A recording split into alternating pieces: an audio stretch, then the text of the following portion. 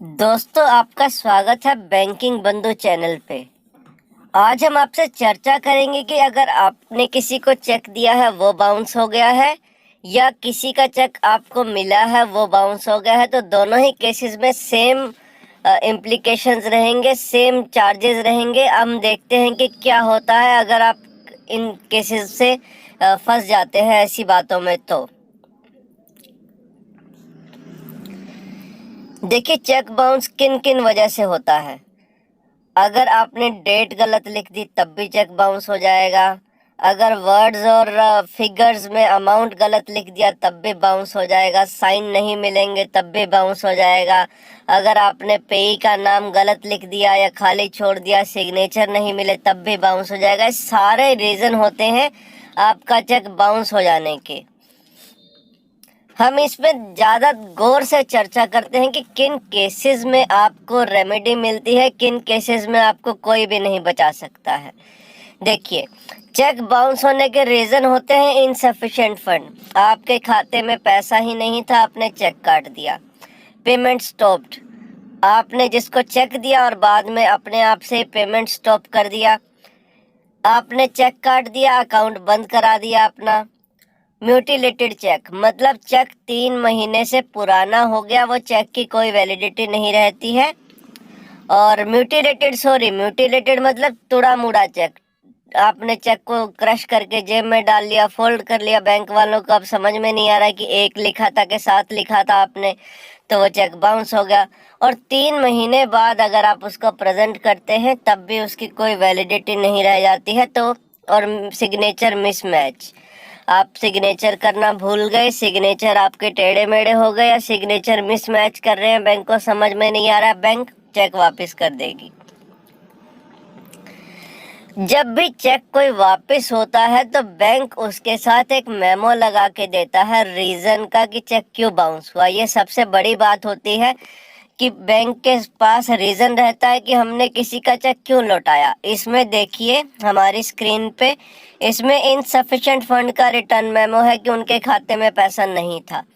हो सकता है कि उसका अकाउंट बंद हो चुका हो या सिग्नेचर मिसमैच हो या टेक्निकल कोई इशू रहा हो, पर बैंक को रीज़न देना ही पड़ेगा कि क्यों चेक बाउंस हुआ, क्या रीज़न रहा। अब देखिए, सेक्शन 138 के अंदर आपके पास क्या रेमेडी है, आप अपना पैसा कैसे ले सकते हैं और आपके पास रीज़न क्या होना चाहिए। सेक्शन 138 बोलता है कि 2 ही रीज़न होने चाहिए, इनसफिशिएंट फंड या अकाउंट क्लोज। जानबूझ के अगर उन्होंने अकाउंट ही क्लोज करा दिया आपको चेक देने के बाद, तो आप केस कर सकते हैं। केस कैसे होता है, कितने दिनों बाद कर सकते हैं, चलिए पढ़ते हैं।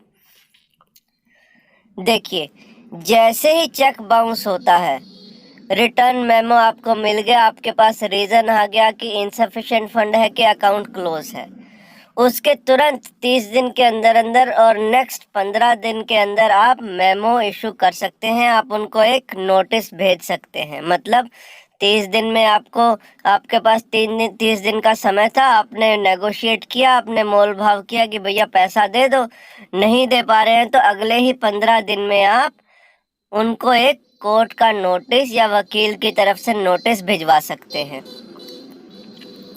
तो जब जैसे ही आपने 15 दिन उसको बीत गए, नोटिस को 15 दिन हो गए और आप उसको नेक्स्ट 30 दिन के अंदर अंदर कोर्ट केस कर सकते हैं।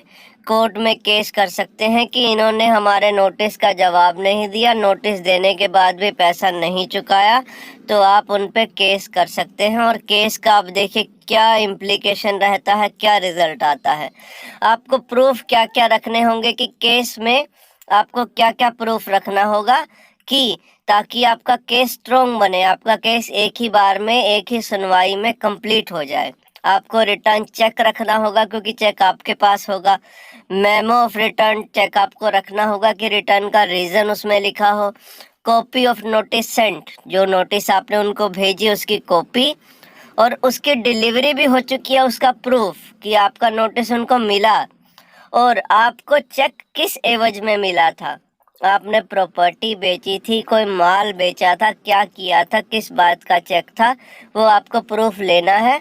आपने ये प्रूफ अगर रख लिए तो आपका पहले ही सुनवाई में आप केस जीत जाएंगे। पनिशमेंट क्या रहती है, देखिए 2 years इम्प्रिजनमेंट, 2 साल की जेल, या जो उनको देना था आपको पैसा वो डबल देना होगा उन्हें।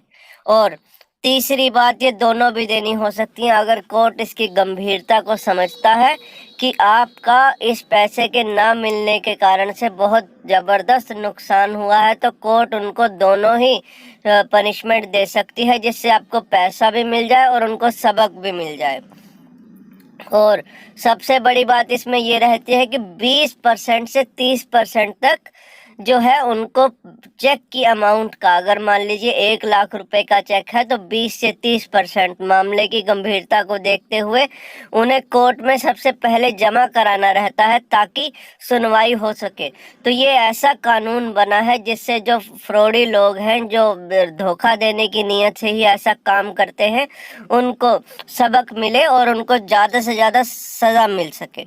उम्मीद करते हैं आपको ये वीडियो अच्छी लगी होगी, आप इसके कंटेंट से सेटिस्फाई होंगे, तो इसे अपने दोस्तों के साथ अपने व्हाट्सएप ग्रुप पे ज़रूर शेयर करिए ताकि वो भी, आपके दोस्त भी इस जानकारी का फ़ायदा उठा सकें और अगर किसी को सबक सिखाना है तो वो सबक सिखा सके। Thank you.